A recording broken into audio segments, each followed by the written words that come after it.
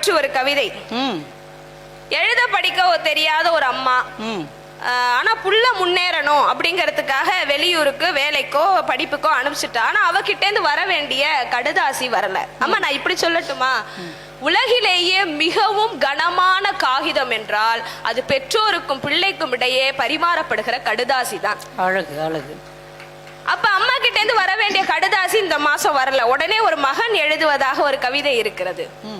கடுதாசி எழுத ஆட்கள் கிடைக்காவிட்டால் பரவாயில்லை, கடுதாசி எழுத ஆட்கள் கிடைக்காவிட்டால் பரவாயில்லை, வெறும் காகிதத்தையாவது அனுப்பு அம்மா. எனக்கு புரியும், எனக்கு புரியும், ஏதுமற்ற அந்த காகிதத்தில் எல்லாமுமாய் நிறைந்திருக்கும் உன் அன்பு.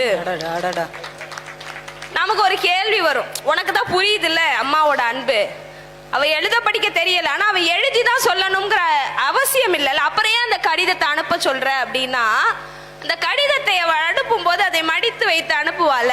அப்ப வேலை பார்த்த அவ விரல்களில் இருந்து வழிந்த ஒரு வியர்வை துளி, இல்ல கதிர் இருக்கும் போது பட்ட காயத்திலிருந்து வழிந்த ஒரு துளி ரத்தம் ஏதோ ஒன்று அதுல ஒட்டி இருக்கும்ல, அந்த ரத்தத்தின் வாடையோ அந்த வியர்வையின் வாசனையோ அவன் உடைந்து போய் உட்காரும் போதெல்லாம் அவனுக்கு ஒரு உத்வேகத்தை, ஒரு ஆறுதலை, ஒரு அரவணைப்பை தரும் என்றால், அப்படி இது எங்க தெரியுமா யோசிச்சு பாருங்களேன். வேலை பளுவுக்கு நடுவே வெளிநாட்டிலோ வெளியூரிலோ வேலை பளுவுக்கு நடுவே பெற்றோர்களிடம் பேச மறந்த பிள்ளைகள் சும்மா போன் எடுத்து அப்படி ஸ்வைப் பண்ணும் போது, ஸ்க்ரோல் பண்ணும் போது இந்த கவிதை கண்ணில் பட்டுச்சுன்னா எல்லாரும் அம்மாவுக்கு உடனே போன் அடிச்சு போசுவாங்க. இன்னைக்கு கடிதாசிகள் இல்லை, பெரும்பாலும் கடிதாசி எழுத தெரியாத அம்மாக்களும் இல்லை, ஆனா வீடியோ கால் பண்ண தெரியாத அம்மாக்கள் இருக்கிறாங்கல்ல, போன் வந்து அட்டன் மட்டும் தான் பண்ண தெரியும். அப்படிப்பட்ட அம்மாக்களுக்கும் இது பொருந்தும். ஆக கவிதைகளின் பொருள்களின் பரிணாமம் மாறுபடலாம், ஆனா அதனுடைய அர்த்தம் ஆழம் என்றைக்கும் ஒன்றுதான் என்று சொல்லி, இப்படி கவிதைகள் உறவை பேசுகின்றன, உணர்வை சொல்லிக் கொடுக்கின்றன, உளவியலை காட்டுகின்றன, பெண்ணியத்தை பேசுகின்றன, சாதியத்தை பேசுகின்றன, சமுதாயத்தை பேசுகின்றன, சமத்துவத்தை பேசுகின்றன. இவை எல்லாவற்றையும் மிக எளிமையாக சொல்லித் தருகின்றன என்கிற காரணத்தினால் என்றைக்கும் இளம் தலைமுறையினரை பெரிதும் ஈர்ப்பது புது கவிதைகளே என்று சொல்லி, தற்கொலை எண்ணம் வராத அளவிற்கு ஒரு சிறுகதையை சொன்னார். இந்த மண்ணினுடைய மைந்தன் வண்ணதாசன் அவர்களினுடைய கவிதையை சொல்லி நான் முடிக்கிறேன். இருந்து என்ன செய்ய போகிறோம், செத்து தொலையலாம். இருந்து என்ன செய்ய போகிறோம், செத்து தொலையலாம். செத்து என்ன செய்ய போகிறோம், இருந்தே தொலையலாம் என்று சொல்லி வாய்ப்பளித்தவர்களுக்கும் வாய்மொழி கேட்டவர்களுக்கும் நன்றி கூறி விடைபெறுகிறேன். நன்றி, வணக்கம். வாங்க இருந்து தொலைவோம். ரொம்ப ஒரு மாறுபட்ட பார்வை, ஒரு மாறுபட்ட சிந்தனை, ஒரு தெள்ள தெளிவான உச்சரிப்போடு அவர்கள் பேசிய பேச்சு மிக அருமையான பேச்சு. இன்னைக்கு தான் நான் அக்ஷயா லோகேஷ் அவர்களை நான் நேரில் பார்க்குறேன். இதுக்கு முன்னாடி அவங்கள நிறைய தொலைக்காட்சியில் பார்த்துருக்குறேன். கபிலா தான் அவங்கள அறிமுகப்படுத்தினாங்க. உண்மையிலே ரொம்ப அழகா புது கவிதை நான் எடுத்துக்கிறேம்மா, நிறைய சொல்லாத கவிதைகளை எல்லாம் நான் நிச்சயம் பதிவு செய்வேன் என்கிட்ட சொன்னாங்க. அதை அப்படியே நிறைவேற்றி இருக்கிற அக்ஷயா அவர்களுக்கு ஒரு பெரிய பாராட்டுக்கள். இந்த பட்டிமன்ற உலகிலும் இலக்கிய உலகிலும் உங்களுக்கு ஒரு மிகச் சிறப்பான இடம் நிச்சயமாக அமையும்.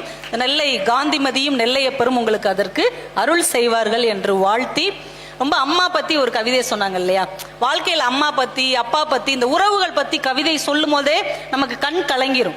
ஒரு சிறுகதையை அப்படியே மெதுவா நகர்த்தி நகர்த்தி நகர்த்தி கொண்டு போய் அந்த சென்டிமெண்ட்டுக்கு நம்ம கிளைமேக்ஸ் கொண்டு வரணும். ஆனா கவிதை எடுத்த உடனே கிளைமேக்ஸ் வந்துடும். எனக்கு தெரிஞ்ச ஒரு கவிதை இருக்குது. இப்போ உள்ள அம்மா வீடியோ காலில் பிள்ளை அழைக்குது, அவங்க அட்டன் பண்ணிட்டாங்க, அதை பேசணுமா என்னன்னு தெரியல, குழந்தையுடைய முகம், அந்த மகளுடைய முகம் தெரியுது. வீடியோ காலில் அழைத்து விட்டு எதுவுமே பேசாமல் என்னையே பார்த்து கொண்டிருக்கும் அம்மாவின் கண்களில் ஒளிர்வதுதான் பிரியத்தின் பேரொளி. எவ்வளவு அழகா இன்றைய உணர்வுகளை பதிவு செய்வதற்கு இந்த கவிதை பெரிய விஷயமா இருக்கு. எல்லாத்தையுமே பதிவு செய்யறாங்க. இந்த சாதியம் பற்றி சுகிர்தராணியுடைய கவிதையை கேட்கும் போதே நமக்கு எவ்வளவு வழி வருகிறது. இதே மண்ணில் பிறந்த பாரதி தான் 100 வருஷத்துக்கு முன்னாடியே எழுதினான். அதுவும் பாப்பாவுக்கு தான் எழுதினான். சாதிகள் இல்லையடி பாப்பா, குல தாழ்ச்சி உயர்ச்சி சொல்லல் பாவம்னா. குல தாழ்ச்சி சொல்லல் பாவம்னா அவன் சாதா கவிஞன். ஒருத்தரை பார்த்து நீ தாழ்ந்தவன் சொன்னா பாவம், நான் உயர்ந்தவன் சொன்னாலும் பாவம் தாண்டா அப்படின்னு சொன்ன ஒரு கவிஞன் பிறந்த மண்ணில் பேசி கொண்டிருக்கிறோம். ஆனாலும் ஜாதியம் இன்னும் அழியவில்லைங்கிறது எவ்வளவு பெரிய வேதனை. இது மாதிரி எத்தனை கவிதைகள் வந்து வந்து வந்து வந்து அடித்தாலும் இந்த சாதி உயர்ந்து கொண்டே போகிறது. இதை கவிதையை வச்சுதான் அழிக்க முடியும் இல்லையா? அந்த எளிய மனிதர்களுடைய வேதனையை எவ்வளவு அழகா சொன்னாங்க. நாகப்பட்டினம் பிரபுன்னு ஒருத்தர் தான் எழுதினார், 2 கைகளாலும் மலம் அள்ளுபவனுக்கு எந்த கை பீச்சாங்கை அப்படின்னு எழுதினார். எவ்வளவு பெரிய வேதனைங்க. இந்த கவிதையை தாண்டி நீங்க வாழ்க்கையில வரவே முடியாது. எந்த துப்புரவு பணியாளரை, இந்த சாக்கடை அள்ளுகிற தொழிலாளரை பார்த்தாலும் இந்த கவிதை நம்ம நெஞ்சில சப்பு சப்புன்னு அடிக்கிற மாதிரி இருக்கும். இந்த உணர்வை ஒரு கவிதை தானே தர முடியும். அதுவும் காதல் கவிதையெல்லாம் ரொம்ப நல்லா சொன்னீங்கம்மா. நீங்க காதல் திருமணமா? அப்படியா? ஆமாவா இல்லையாம்மா? பதில் சொல்லுங்கம்மா. அத்தை மகனை காதலிச்சா என்ன, காதலி காட்டிதான் என்ன, ஏதோ கட்டி வச்சுட்டாங்க, ரைட்டு. கையில டாட்டுவும் போட்டு வந்தாச்சு. மேலே காதல்ங்கிற மெல்லிய உணர்வு தாங்க முத கவிதையை நமக்கு அறிமுகப்படுத்தவே செய்யும். நாங்கெல்லாம் 25 வருஷம் முன்னாடி கல்லூரி படிச்சவங்க. என் கூட மலர் அப்படின்னு ஒரு பொண்ணு படிச்சிச்சு. யாருக்காவது காதல் வந்துட்டா கவிதை வந்துடும் பார்த்துருக்கிறீங்களா? 1001ஆம் புலவர்னு அவ எழுதுனா. இப்ப 1000மும் புலவர் தான். காதல் வந்துட்டா அந்த பிள்ளைய பார்த்துட்டு ஒருத்தர் எழுதுனா, நீதானே மலர், நான் ஏன் வாடுகிறேன். அவனுக்கு அது வரைக்கும் கவிதைன்னா என்னன்னே தெரியாது. ஆனா அந்த பிள்ளைய பிடிச்ச உடனே படக்குன்னு இப்படி ஒரு கவிதை வருது. மகா அப்படின்னு ஒரு பொண்ணு, எங்க அண்ணனுடைய ஃப்ரெண்டு அந்த பொண்ணை விரும்புறாரு. அவர் உட்காந்து எழுதுறாரு, மல்லிகை நீ வாடினால் காயம் என் மனதில் மாக்கா. அதை மட்டும் பெருசா எழுதி வச்சிட்டாரு. இது அந்த பிள்ளைகிட்ட கொடுத்து 4 செருப்படி வாங்கி அப்புறம் 10 நாள் தாடியெல்லாம் வச்சு திரிஞ்சார். இப்ப காதல் அந்த இளமை பருவத்தின் துள்ளலுக்கே உரிய ஒரு அழகான அடையாளம்.